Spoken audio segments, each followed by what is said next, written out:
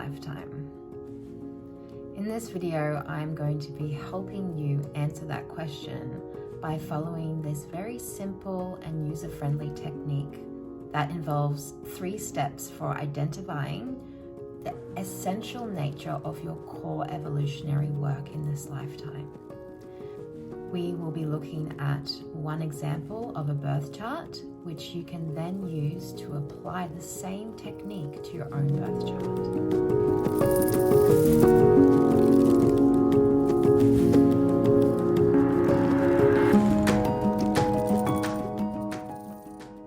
In this process, we'll be exploring 2 essential questions. The first is, what is the nature of your evolutionary work? And the second is, in what area of your life are you being asked to develop yourself? So essentially, we'll be filling in the blank of this statement here.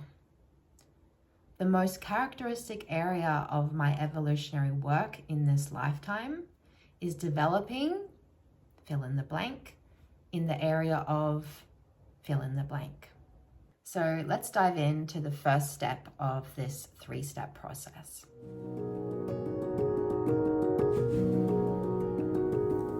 The first step is finding the planetary ruler of your ascendant.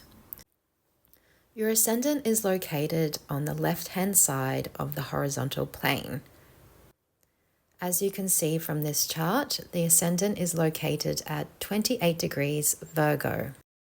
Now that we know what sign the ascendant is in, we can look to the corresponding planetary ruler.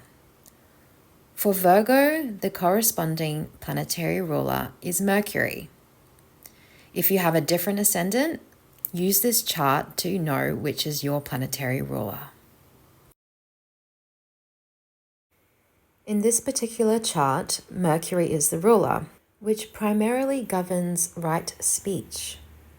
Knowing this, we have a good idea about what this person's core evolutionary work involves. For information about the planet that rules your chart, you can go to my Instagram where I have pinned this post, and it has a description on all the planets and what they primarily mean. This brings us to step number 2.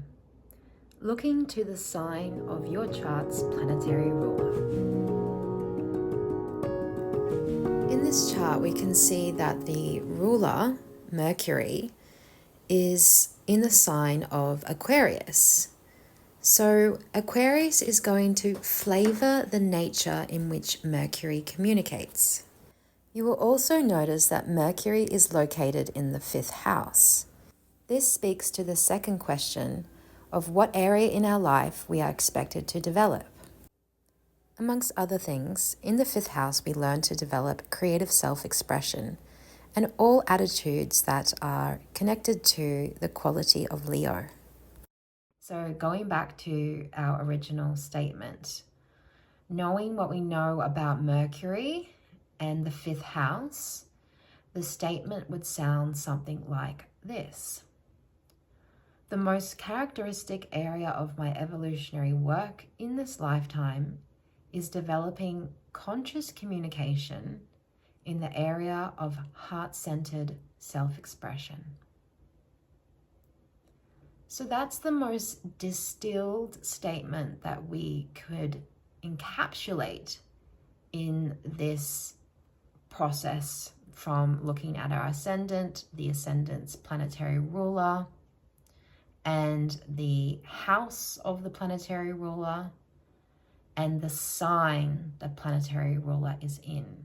So 3 components here that allow for this statement to arise.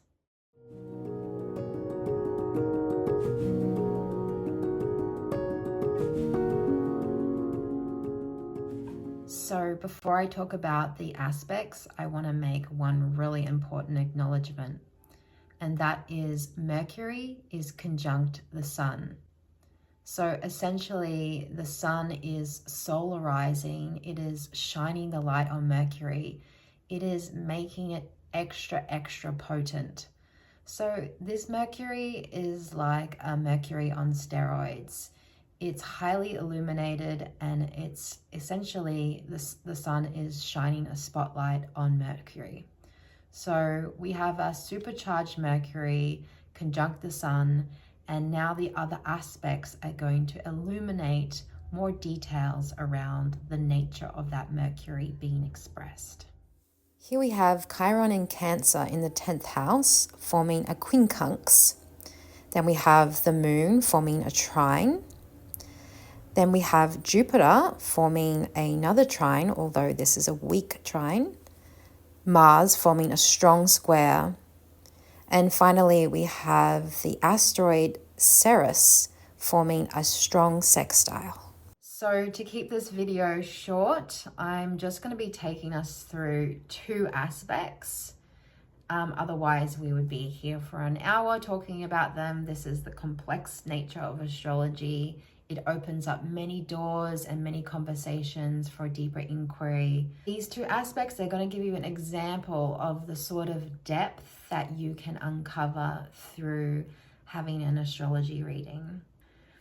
So in this particular chart, I am focusing on that square with Mars and the quincunx here with Chiron.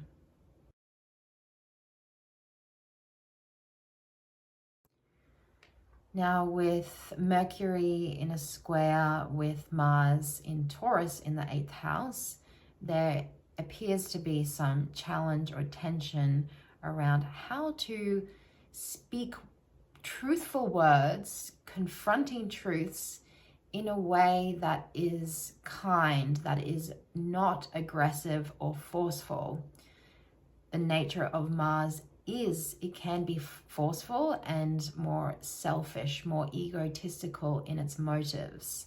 So while we may be speaking truth, if the truth is not delivered in a way that is kind, useful, and essentially coming from a place that holds higher benefit for all, then we have to question the validity of that so-called truth.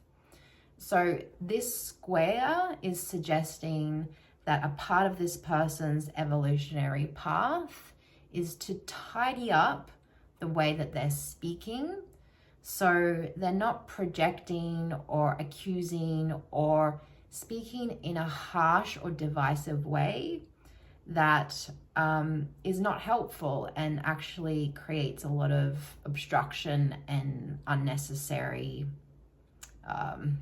difficulties in the life of this person.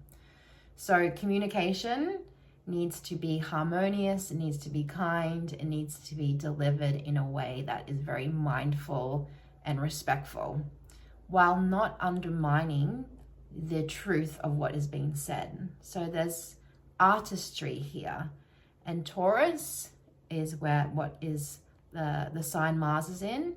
Taurus rules Venus, so we have the art of communication, the art of relationship, the art of speaking harsh, potentially harsh truths or confronting truths with grace. That would be the essence. So if this person succeeds in this square, is able to workshop this square, they will seek out development in perfecting their speech and softening that tendency towards a more aggressive tone, or tone that is selfishly motivated.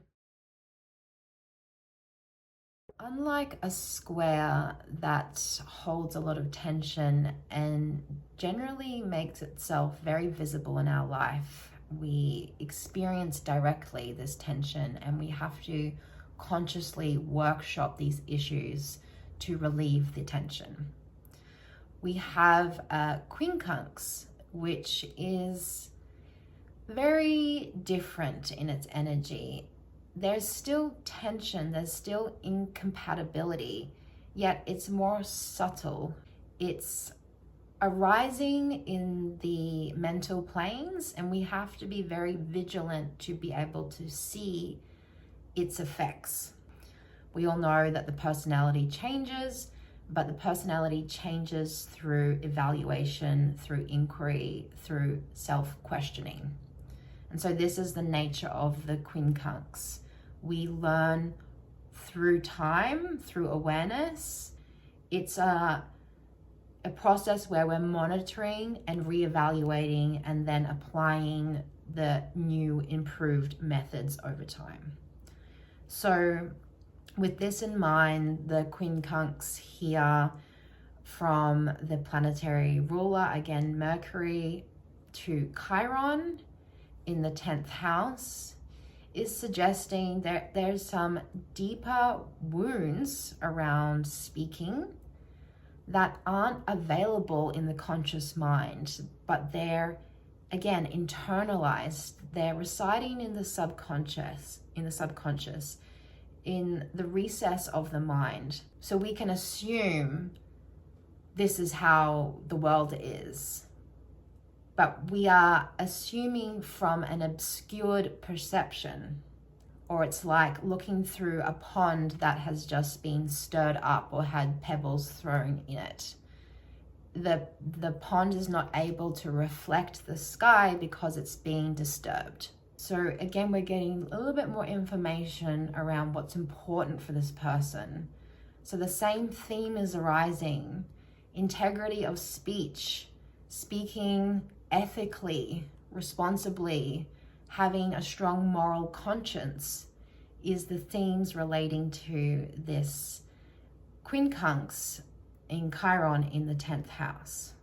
As you can see, the birth chart is a system of ever deepening and intricate levels of complexity. When in doubt, keep it simple. Use these 3 tools of knowing your ascendant's planetary ruler, the house the planetary ruler is in, and the sign of the planetary ruler to get the essence of your core evolutionary work in this lifetime. If you want to go a step further, please connect with me and I'll be happy to assist you in understanding this path with more depth and nuance. I hope you have enjoyed this video. Whether you are a new astrologer or just curious or are experienced, there's always more to learn from your birth chart. Finally, please check out my website where I have loads of articles and information around topics alike.